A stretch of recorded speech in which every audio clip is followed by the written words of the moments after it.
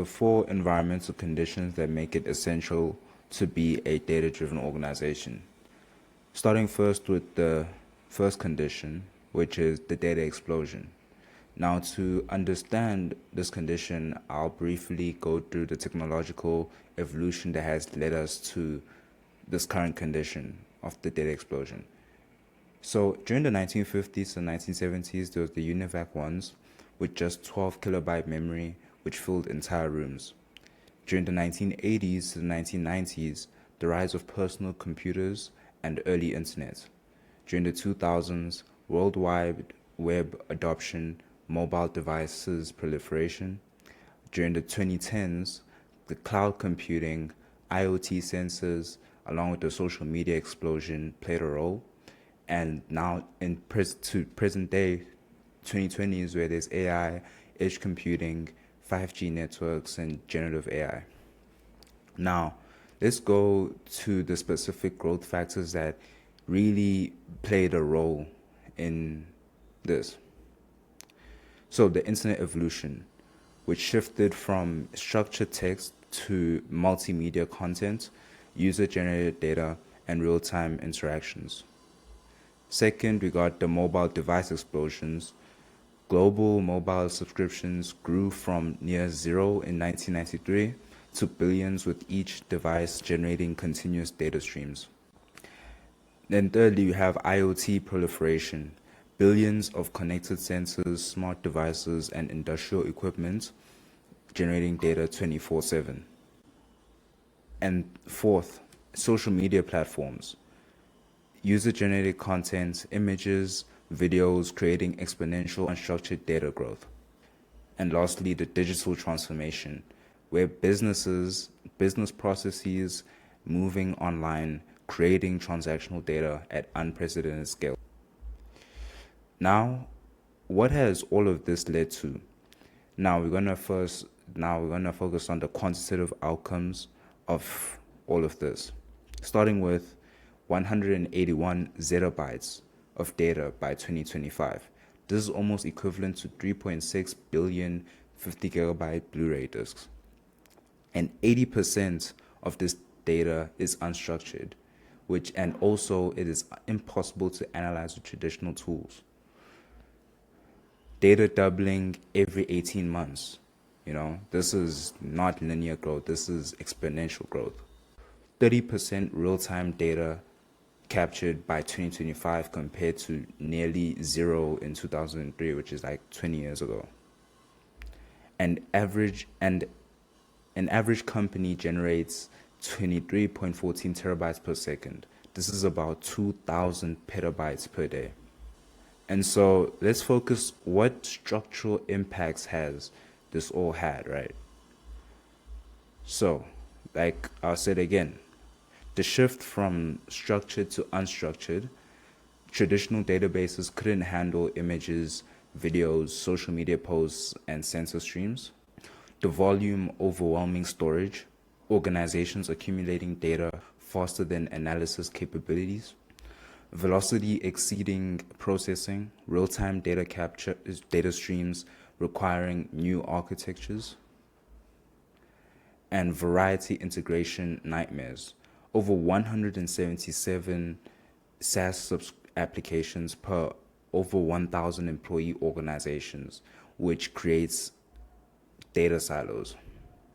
And so what does all of this mean, essentially? All of this means is, let's start with the structural problem. The shift from structured to unstructured data wasn't just a technical challenge. It represented a fundamental mismatch between data reality and data capabilities.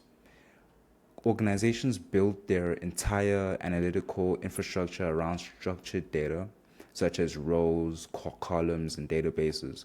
But now the world shifted to images, videos, social media posts, sensor streams, and natural language. And so there's a cognitive burden that comes with this, right? So let me explain. When data volumes double every 18 months, as I mentioned earlier, human cognitive capacity remains constant. This created an impossible situation where decision makers drowning in information while starving for knowledge.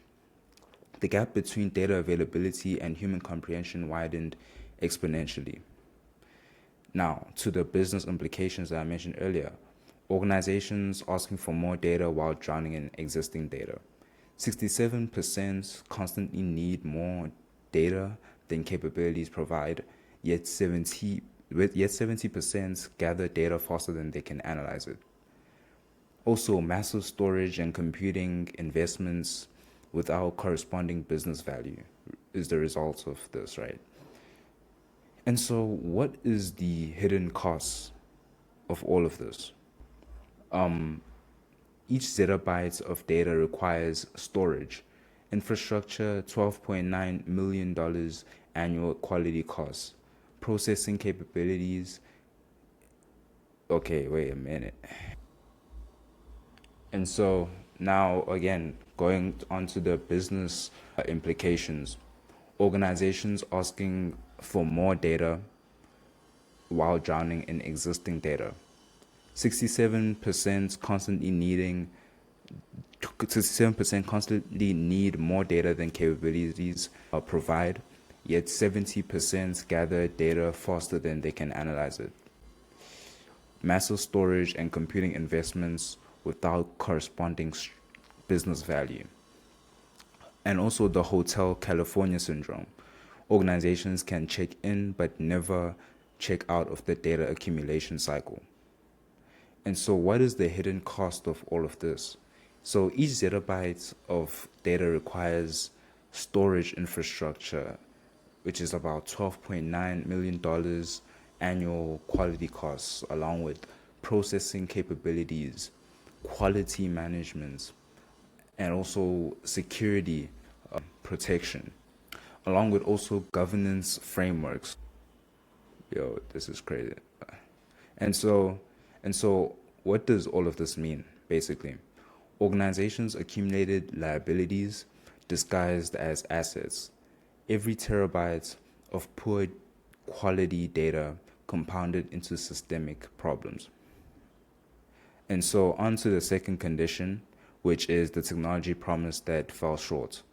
And so to do this, to basically emphasize this, we'd have to go through the life cycle of sequential technology solutions from the year 2000 to present day in 2005, where in the early days, no SQL databases provided the promise of handling unstructured data at scale, while the reality is it made only incremental improvements in data management. However, the limitation was it solved storage problem, but not the strategic clarity problem. In 2005, you have Apache Hadoop, where the promise of distributed processing of massive datasets across clusters. The reality was it enabled technical scalability while business it enabled technical scalability without business alignment. The limitation was it couldn't process data but couldn't determine what data mattered.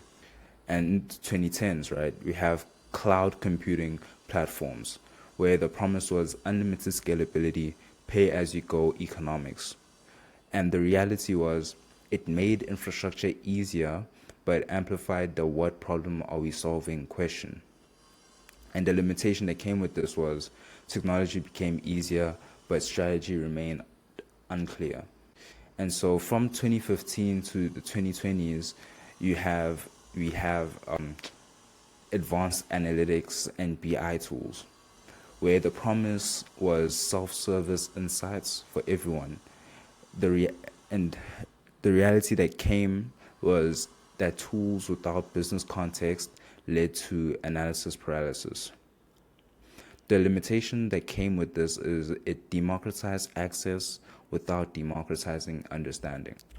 And so what is the resulting outcomes of all of this? The technology first mindset. Organizations bought solutions looking for problems. Disproportionate focus on physical, such as storage and computing, versus logical business problem definition.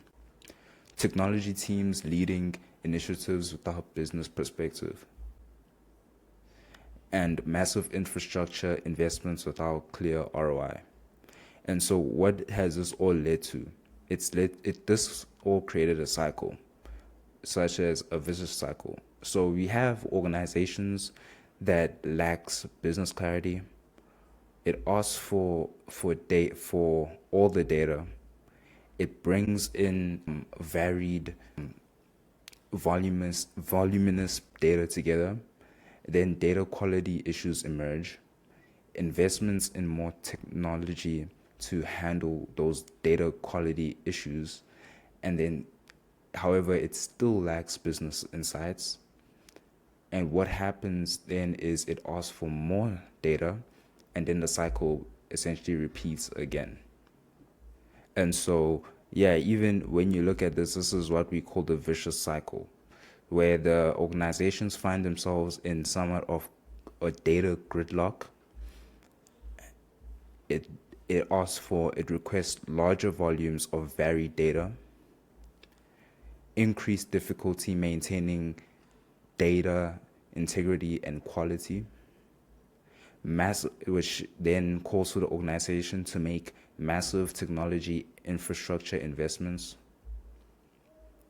Then more data quality issues emerge. And then there's even further gridlock, and the whole cycle essentially just repeats again. Well, over. And so, what has all of this resulted in, essentially? The financial impacts of all of this is, firstly, $12.9 million annual cost from poor data quality alone. 85% of analytics, AI, and big data projects fail to deliver expected value. 87% of organizations have low BI maturity despite technology investments. And only 14% achieve 360-degree customer view despite CRM systems. And so what is the deeper implication of everything that I just mentioned right now?